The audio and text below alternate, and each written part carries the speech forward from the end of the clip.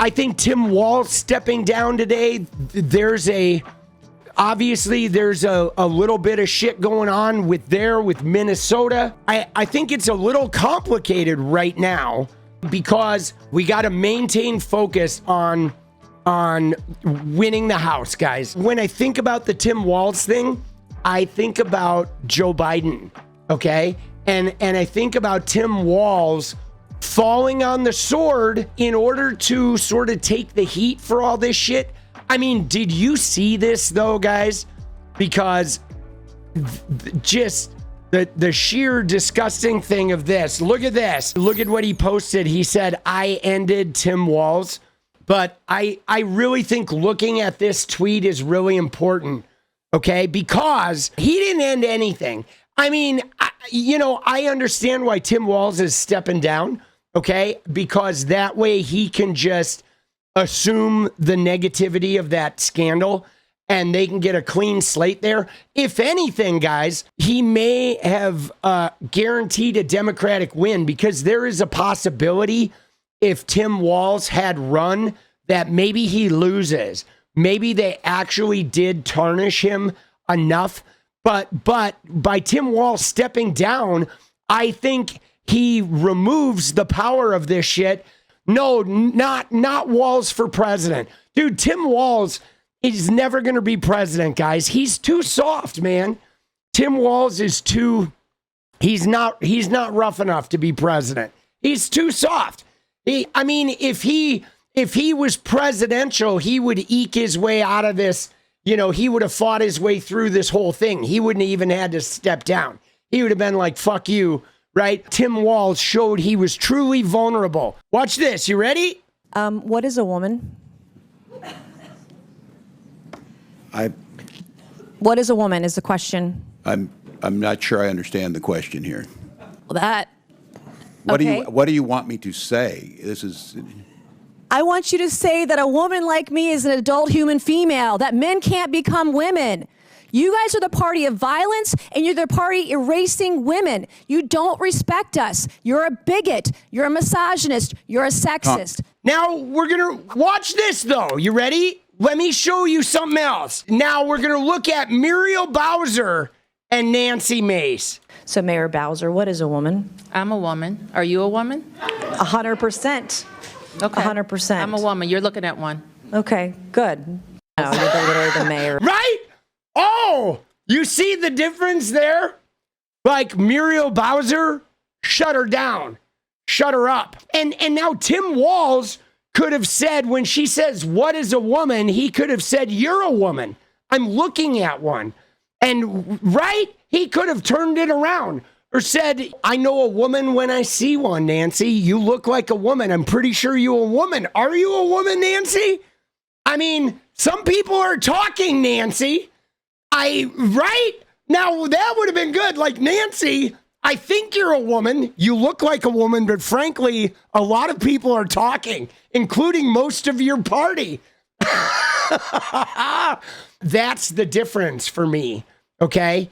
The difference is Tim Walz. It's not that Tim Walz is a bad guy, okay? But look at him, right? Just look at him here. Dude, he looked like somebody like peed on his birthday cake, okay? He looked sad and defeated and unprepared for Nancy Mace. And that's a problem, guys. That is a liability on the national stage, okay? Because he gave her so much ammunition there. I'm not going to fault Tim Walz for this because I don't think he's a bad guy. I think Tim Walz expects everyone to behave like adults, but unfortunately, we live in a political reality where the other party are children. And so you have to come in and you have to give the digital slap. I will say this. I don't want to absolve Tim Walz of complete responsibility because there is one thing, guys, where, and we have to hold Tim Walz accountable here, okay? Because this fraud shit in Minnesota is out of control, okay? It is. There's a lot of fraud. There's like hundreds of millions of dollars of fraud that's been going on. And the thing that I want to fault him on is whatever he was doing to like hold people accountable, or if he was struggling with Republicans to pass legislation, he wasn't being vocal about it. And it started before he was governor, but it did continue while he was governor. But he was never holding the Republicans to task. And I don't think he used his social media pulpit good enough to like control the narrative. And so then, you know, Nick Shirley and Elon Musk were able to step in and control the narrative. And so that, I think, is a failure on his part. Okay? Because, like, can I show you an example? I'll show you the difference. Look at this.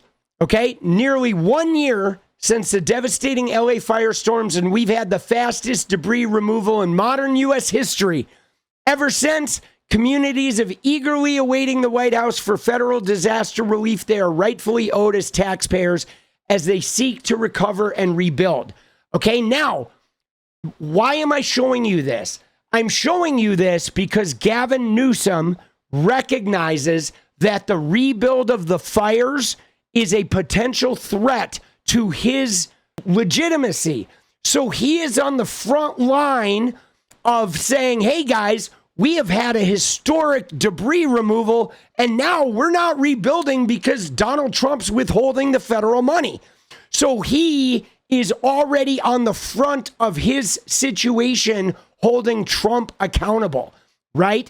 Now, why I show you this is because Tim Walz, knowing that this fraud is in the background and knowing that this fraud is something that he is vulnerable for, he should have been talking about the fraud and setting the narrative of like, my God, we've been trying to correct this daycare fraud for 3 years and the Republicans are thwarting us. And like, what is going on with Republicans in Minnesota? Are they just sitting here like sniffing Trump the whole time, right? And he didn't do that. He didn't control his own narrative. And you have to. And this stems back to even when he was running with Kamala Harris, where when he's given a speech, he's great, dude. When he's up there on the microphone and he's just talking and delivering a speech, he's like warm and kind-hearted and compassionate. He's this like fatherly figure, and he's really just a great old guy. But when his feet are in the fire and people are in his face saying, you're a liar, you're a cheat, you're a sneak, you fucked this up, he's like, I'm a knucklehead. Oh, I don't know. What do you want me to say? I'm just like not very good at this sort of thing. And I think that's kind of a liability of his. And that's why I think his fall on the sword method, I think, is probably pretty good. It's a good move for him. Joe Biden, if you're listening right now, Joe Biden, if you see this, look at what Tim Walz just did, Joe Biden. That's what we needed you to do in 2024, buddy. We needed you to take the Gaza scandal with you, boss. Right? We needed you to take the genocide with you. They were already calling you Genocide Joe. You should have just taken it right to the fucking back door. Okay? Biden is playing Fortnite right now. Dude, Biden's getting boxed up in Fortnite. Oh my God. The only reason this thing really fell apart the way it did is because Tim Walz isn't good with his feet to the fire. Right? Like if this shit had happened with J.B. Pritzker or Gavin Newsom, they would have controlled it much better. If it had happened with somebody who was like a dogfighter mentality, I think it was a particular vulnerability of Tim Walz that they were able to exacerbate this much. They were able to like run it up on him. I think it's, how do you say it? I don't want to sound bad when I say this, but there is a certain amount of politics that is about bullshitting. Okay? It is. Like politics is about bullshitting about changing the topic of the discussion during the discussion and essentially manipulating the narrative live. So when you look at content creation, there are two types of content creators, okay?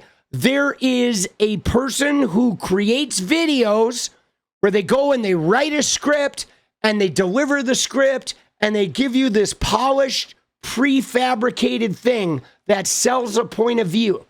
All right? Some people are very good at that. They write a script, they deliver it with energy, they sell you an item. Here's your thing. Some people are live streamers where they go and they react in the moment. Somebody says something and they react to the reaction and they just sort of wing it as a live streamer type mentality. Okay? Now, politicians need to be the live stream reality. If you're big, high level, if you're just a local politician, you can be the YouTuber type. You go out, you make your speech, you win your campaign, you go do the work.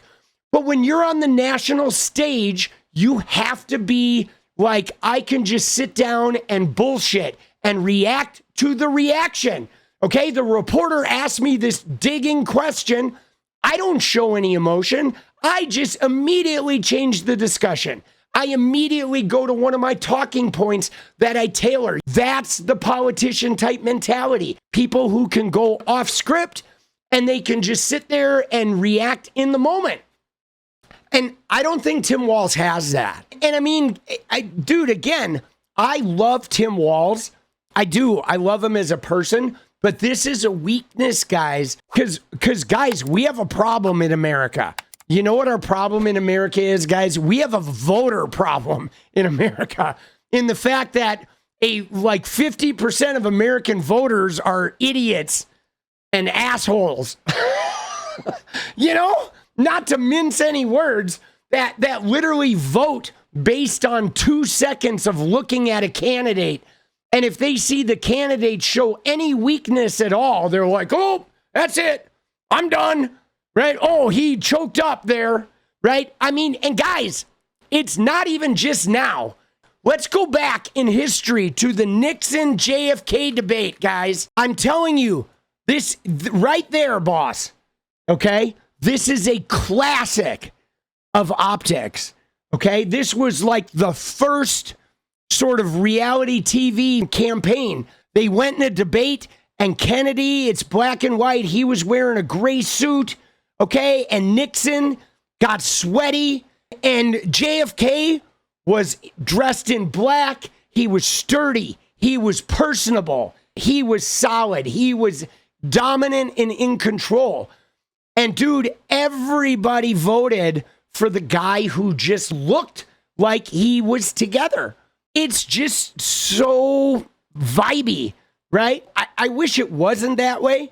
I hate that as vibes. I hate that vibes are important, and I wish they weren't, but they are.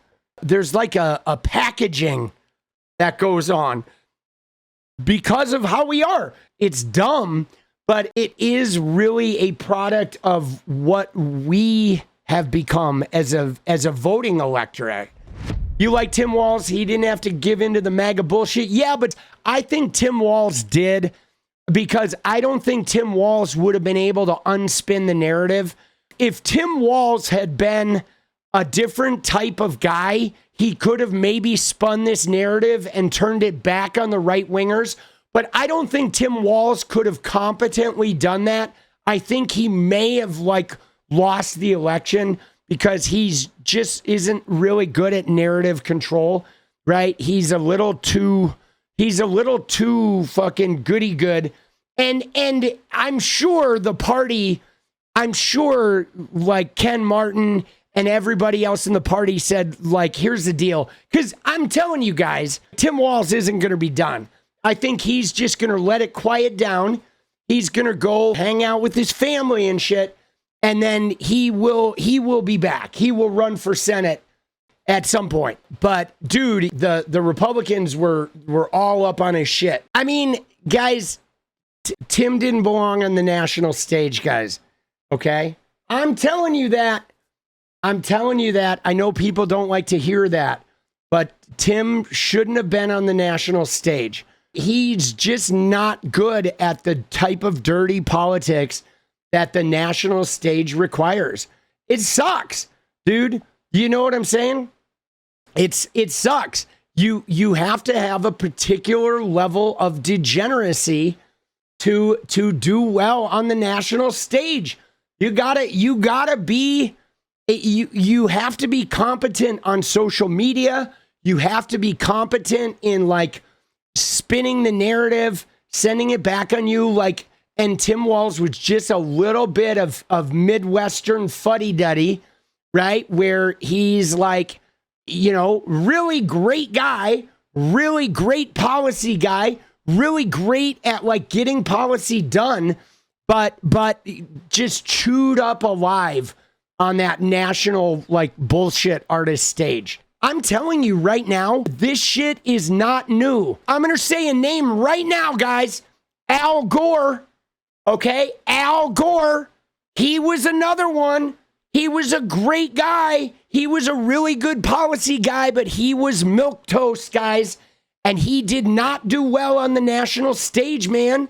And I mean, it was a close election. He probably did win. But Al Gore suffered from that same shit, where he didn't have the pizzazz that Clinton had. And he got it stolen from him, but he should have won that election by 20 points. It was only close because of how fuddy-duddy he was, right? If he had had that Clinton charisma, he would have won by 15 points, guys. And yeah, Tipper was a problem.